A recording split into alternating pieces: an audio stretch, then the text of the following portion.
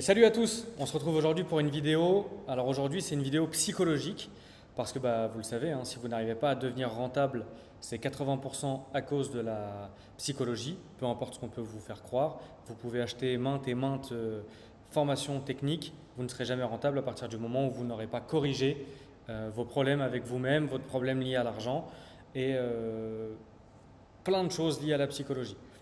Donc aujourd'hui, je voudrais qu'on parle d'overtrading, on va parler de boucles dopaminergiques, donc c'est des sujets que vous n'avez jamais entendus sur YouTube, et c'est normal puisque je suis un des seuls coachs à parler de psychologie, tous les autres vous vendent de la technique.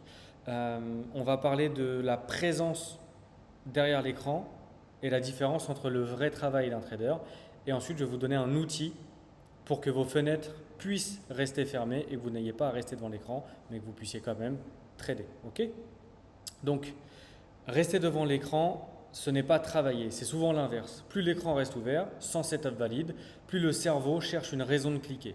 L'overtrading ne commence presque jamais par une décision, il commence par une présence prolongée. Donc, on va voir un petit peu pourquoi, pour moi, le premier syndrome des jeunes traders, c'est la présence derrière l'écran. Être devant le graphique, ce n'est pas être au travail. Et nous, en fait, on a l'impression qu'en tant que trader, plus on va rester devant l'écran, plus on va acquérir des compétences et plus on va être rentable. Alors qu'en fait, c'est totalement l'inverse. Donc, beaucoup de traders mesurent leur sérieux à leur temps d'écran. Plus ils restent connectés, plus ils ont l'impression de faire les efforts nécessaires. C'est une équivalence fausse, héritée d'autres métiers où le temps passé est corrélé à la production. Et oui, nous, ça fait des centaines d'années qu'on est des employés, qu'on est des esclaves de ce système et nos parents nous ont toujours appris, mon fils ou ma fille, si tu veux gagner beaucoup d'argent, il va falloir beaucoup travailler. Alors, c'est la vérité sur certains métiers, mais pas sur le nôtre. Et donc, il faut tout de suite aller corriger cette idée qu'on a de temps lié au travail et lié aux sommes d'argent, puisqu'en trading, vous allez fournir la même quantité de travail pour gagner 1 000 € par mois que 100 000, que 1 million. Okay, donc, dans un protocole comme le vôtre, le travail réel se résume à repérer le setup quand il apparaît, l'exécuter selon votre checklist, puis arrêter. Tout le temps d'écran au-delà de cette fenêtre n'est pas du travail supplémentaire, c'est une exposition prolongée à la tentation sans bénéfice statistique additionnel.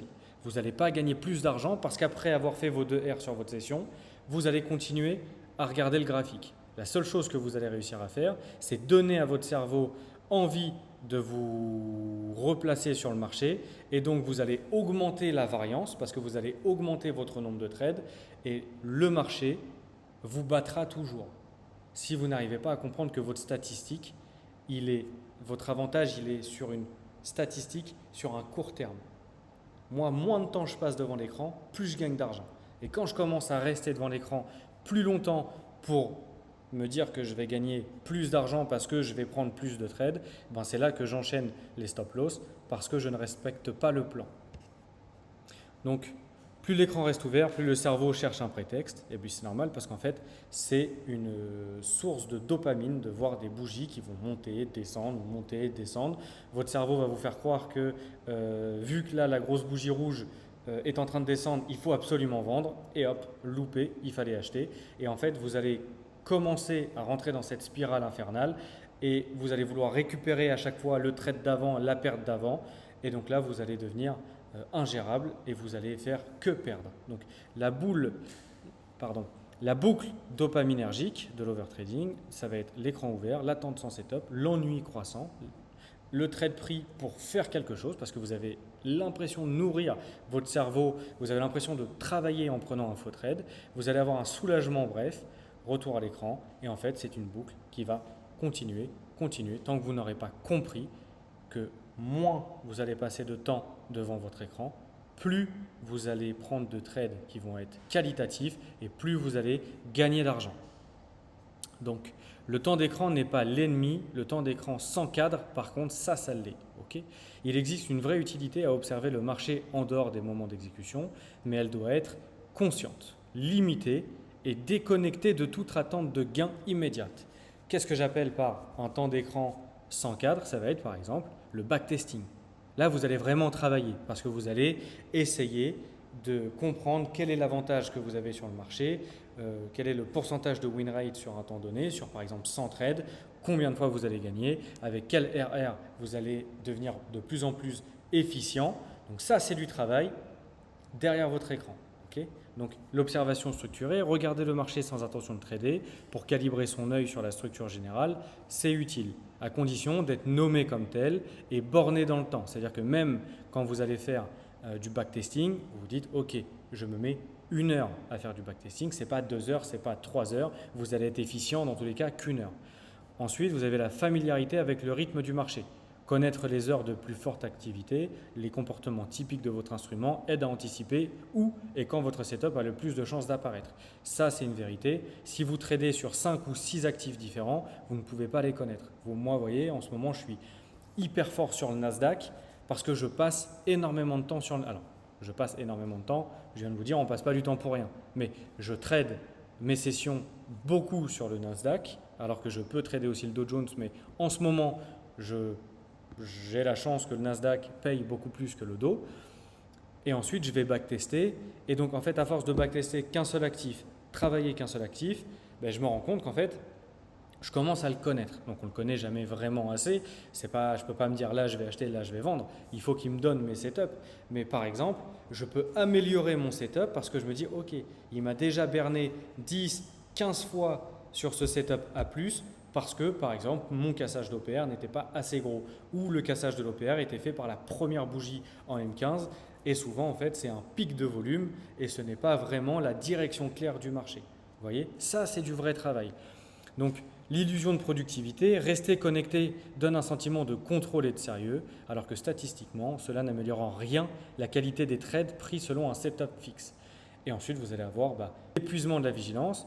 Donc, il faut savoir que la capacité d'attention, elle n'est pas illimitée. Vous voyez, vous avez un temps. Moi, par exemple, je sais qu'au bout d'1 heure sur le marché, ça y est, je sens que ce n'est plus moi, Melvin, avec ma rationalité de mon plan qui essaye de trader, c'est que ma psychologie, c'est que mes émotions qui veulent absolument prendre un trade. Okay.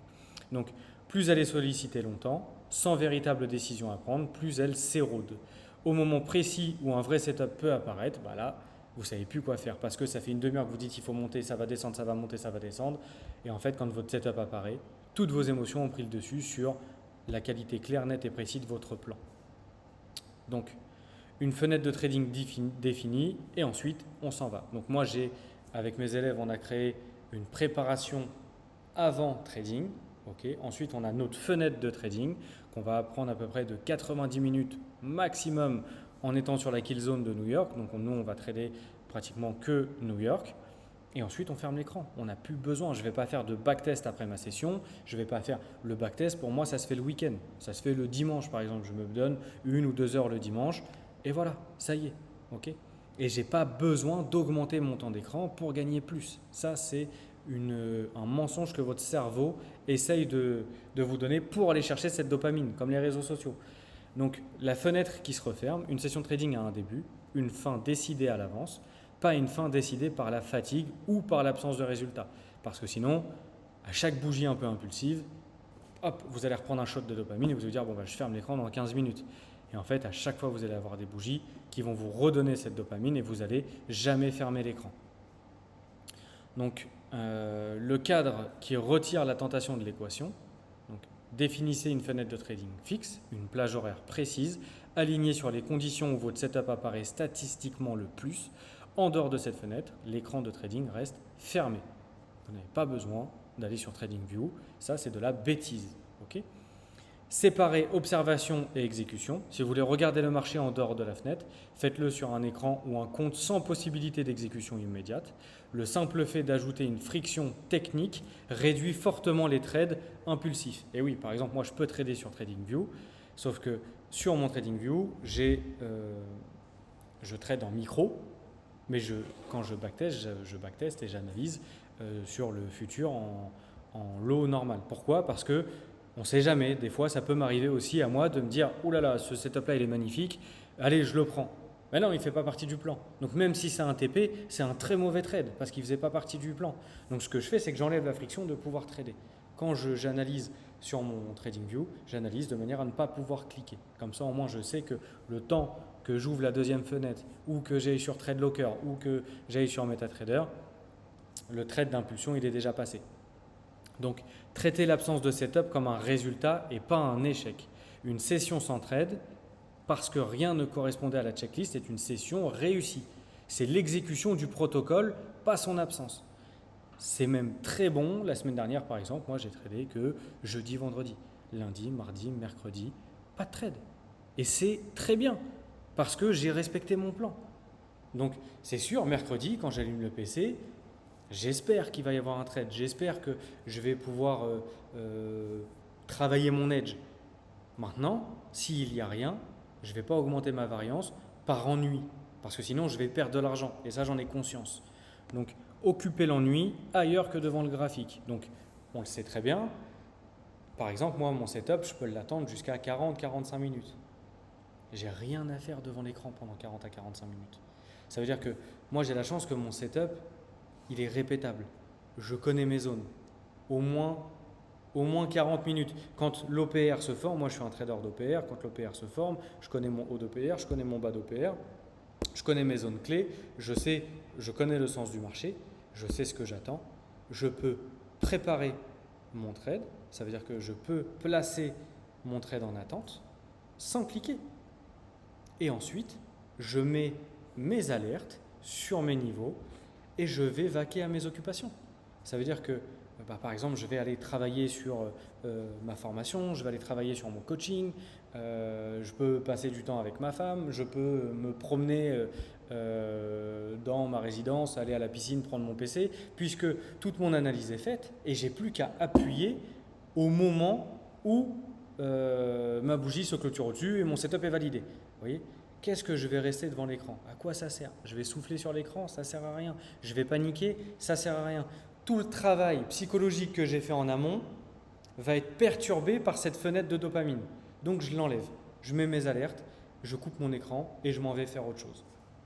Donc le principe central, le temps que vous ne passez pas devant l'écran ne retire rien à votre compte. Le temps que vous passez devant l'écran sans setup valide, lui, met chaque jour votre discipline à l'épreuve sans nécessité. Protégez votre attention comme vous protégez votre capital.